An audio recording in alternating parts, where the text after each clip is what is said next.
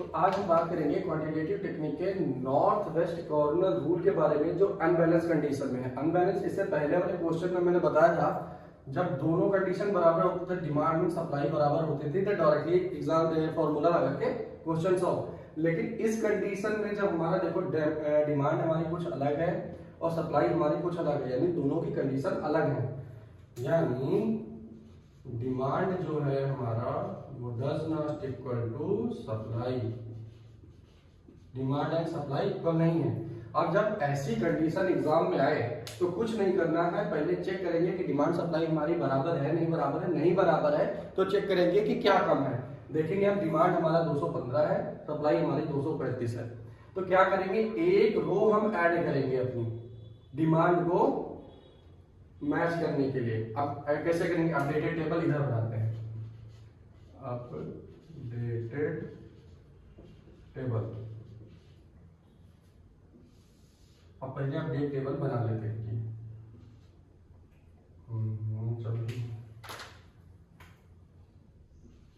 S1 S2 S3 और ये demand, ठीक। और क्या था, D1 D2 D3।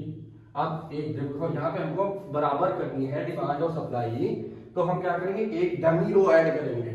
डमी रो के लिए लिखेंगे डी डमी या डी डैश कर लेना ऊपर, जो तुम्हारे ऊपर अपने हिसाब से कर लेना।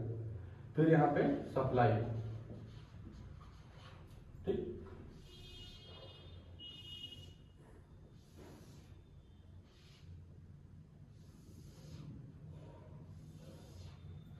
क्या है, 4 16 और 72 और 24।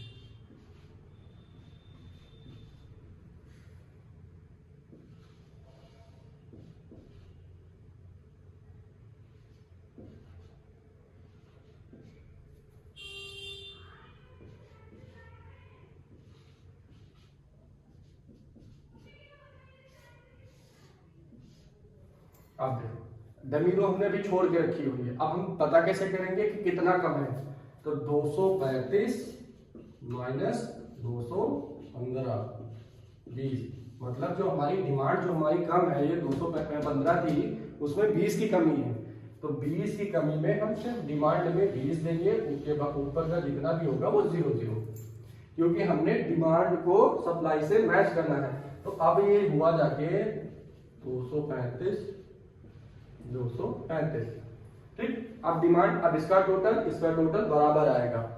अब इसको सॉल्व करना है, बस अब कुछ नहीं करना, बिल्कुल सेम टू सेम जैसे पहले हम सॉल्व करते थे नॉर्थ वेस्ट कॉर्नर में। नॉर्थ से स्टार्ट करेंगे।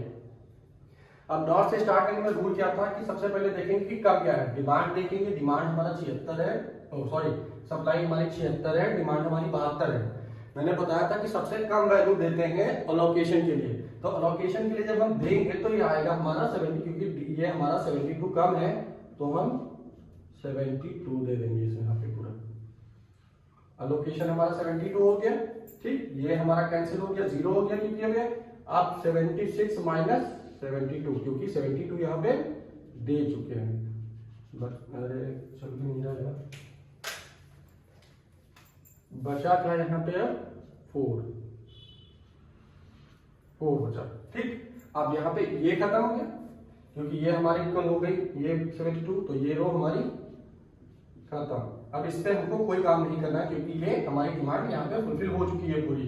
अब आगे बढ़ते हैं, 8, और यहाँ पे जो हमारी ये डिमांड है वो 102 है, और सप्लाई क्या है 4, लेकिन हम बताए थे सबसे कम वैल्यू ही देंगे, तो हम क्या देंगे, कम वैल्यू।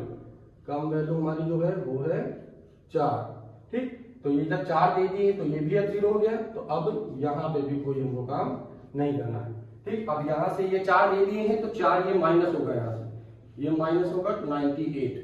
अब हमको सिर्फ ये ध्यान रखना है कि हमको 98 देना है, ना कि अब 102, 102 नहीं देना है। अब ये यहाँ पे हो गया, तो ये रो कंप्लीट, ये खत्म, ये खत्म। अब यहाँ बची क्या हमारी, ये इतनी बची सिर्फ। अब आते ही नीचे, क्योंकि अब यहाँ पे देखो 98 98 हो गया, यहाँ पे 98 दे सकते हैं, यहाँ 82 दे सकते हैं, तो कम क्या है 82, ये 82 हम यहां पे दे दिए, ठीक। 98 माइनस 82, इसको माइनस करेंगे और ये 0 कर देंगे, यहां भी ये रो खत्म। मतलब अब यहां से 92 से 82 गया तो 6, ठीक है, हाँ 6 और ये 16। अब हमारी जो ये बची वैल्यू वो 16 बची, ठीक। अब हम आते हैं नेक्स्ट वाले पे, इस वाली लाइन पे।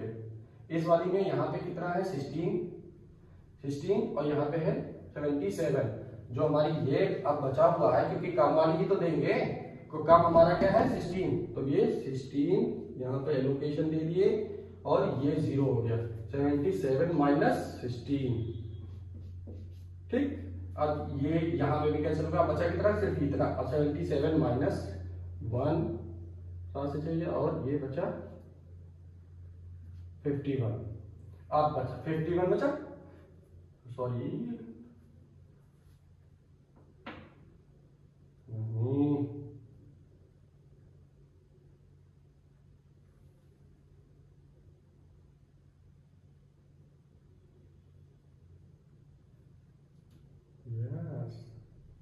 ये यहाँ पे 61 बचा, सॉरी। हाँ सेंटेंस, एक मिनट, क्वेश्चन हाँ सही है, 61 ही बचा मेरा, सही है, मेरा गलत, मैं कंफ्यूज था कि हाँ गलत तो नहीं हो गया मेरा, ठीक। यहाँ पे 77 माइनस 16 61 बचा। आप 61 में अब हम इस वाले पे बच, क्योंकि हमारा इतना ही तो बचा है यार, सिर्फ ये तो कंप्लीट हो गया, सिर्फ इतना बचा है, 2 है, ये 2 वैल्यूज, तो 2 वैल्यूज में ये 61 है, ये 41 है, काम हमारा क्या है 41, हम 41 दे दिए, ठीक। 41 दे दिए, ये कैंसिल हो गया। अब यहाँ 61 से माइनस 41 हुआ, बचा कितना 20, ठीक। यहाँ पे भी 20, यहाँ पे भी 20, ये 20 दिए, ठीक, ये भी खत्म। टेबल हमारी ये सॉल्व हो गई। अब बस जो हमको सॉल्व करना है वो करना क्या है, जो बताया था, जो मैं जितने भी एलोकेशन है उनको देखना है। एलोकेशन हमारा कितना है, ये पहला एलोकेशन, ये पहला 4 इंटू 72 प्लस, ठीक, 8 दूसरा एलोकेशन ये रहा 8 इंटू 4 प्लस, ठीक। अब और एलोकेशन, अब नीचे वाले रहने का 24 इंटू 82, 24 इंटू 82 प्लस, ये लोकेशन हो गया, ये हो गया 16 इंटू 16, ये लोकेशन हो गया। अब ये बच गया 24 इंटू 41, ठीक, ये हो गया। और क्या लोकेशन दिए, कितना 1 2 3 4 5, ठीक है, 0 इंटू 20, ठीक। अब लोकेशन गिन लेते हैं, 1 2 3 4 5 6 लोकेशन दिए हैं सर, 1 2 3 4 5 6 गिन लेते हैं, 1 2 3 4 5 6। बस इसको सॉल्व कर लेंगे, जो भी आंसर आएगा हमारा यहाँ पे आंसर डायरेक्टली राइट डाउन कर देंगे, बस कुछ नहीं, बस इतना ही सॉल्व करना है। ये जो तुम सोच रहे हो जो डमी रो हम ऐड करके रखे हैं, ये भी जब यहाँ पे आगे सॉल्व करोगे तो 0 इंटू 20 लिखा हुआ है, ऑटोमेटिक 0 हो जाएगा, इससे हमारा कोई मतलब नहीं रह जाएगा। ये हम तब करते हैं सिर्फ क्वेश्चन को बैलेंस कंडीशन बनाने के लिए, बाकी इसमें कुछ नहीं है। अब जो भी मेथड हम यहाँ पे सॉल्व किए हैं, अब अगर तो तुम नीचे लिखना चाहो तो ये भी ले सकते हो, number of allocation cell equal to 6, ये भी कर सकते हो। अगर एग्जाम में पूछे नहीं पूछे फिर भी ये लाइन जरूर लिख देना आप। लेकिन जस्ट अब पूछता क्या है, कभी कभी पूछता है, ये क्वेश्चन भी दिया रहेगा, ये क्वेश्चन भी दिया रहेगा, यहाँ पे दिया होगा एक क्वेश्चन टेबल करके कुछ दी होगी ऐसे ऐसे करके, और नीचे जस्ट इसके और में लगा होगा एक question, explain the north west corner method unbalance condition या बैलेंस कंडीशन, जो भी लिखा होगा उसके लिखा होगा कि रूल एंड रेगुलेशंस क्या होंगे, सॉल्व कैसे किया जाता है, ये थ्योरी में दिया रहेगा। एक तो यहाँ न्यूमेरिकल में भी दिया रहेगा, लेकिन इसका जस्ट अगर जो कभी हो सकता है यहाँ पे नॉर्थ वेस्ट दिया हो, यहाँ पे उन्होंने दे लीस्ट कॉस्ट मेथड, मतलब ये 3-4 मेथड है उनके अलग अलग, एक थ्योरी नीचे दी रहेगी अगर तो कंडीशन एग्जामिनर पूछेगा तो। तो अगर जो तुमको ये क्वेश्चन बिल्कुल 100% आता हो तो करना, नहीं करना आता होगा तो केवल थ्योरी लिख के आना है। और इस थ्योरी में लिखना क्या रहेगा, जो क्वेश्चन सॉल्व करने को लिए तुम यूज किए हो जितनी भी, जैसे ये मान लो डमी, वहां पे कोई भी एक एग्जाम में डमी खींच लेना, ऐसे डमी वैल्यूज ले लेना अपनी तरफ से और उसमें दिखाना कि हाँ जब हम क्वेश्चन मिलेगा तो हम सबसे पहले क्या कर सकते हैं, रूल नंबर 1 यहाँ पे ऐसे लिखना, रूल नंबर 1 में लिखेंगे कि पहले चेक करते हैं बैलेंस कंडीशन है नहीं कंडीशन है, अगर जो फिर रूल नंबर 1 में इतना लिख देना, फिर पहले चेक करेंगे बैलेंस कंडीशन है या नहीं है, ठीक, हटा के तो यहाँ से ठीक, रूल नंबर 1 यहाँ पे डालना, ऐसे रूल नंबर 1 लिखना, यहाँ पे चेक करना तो बैलेंस कंडीशन है नहीं है, फिर उसके नीचे केस डालना 1, ठीक, केस 1 में लिखना एक बैलेंस कंडीशन,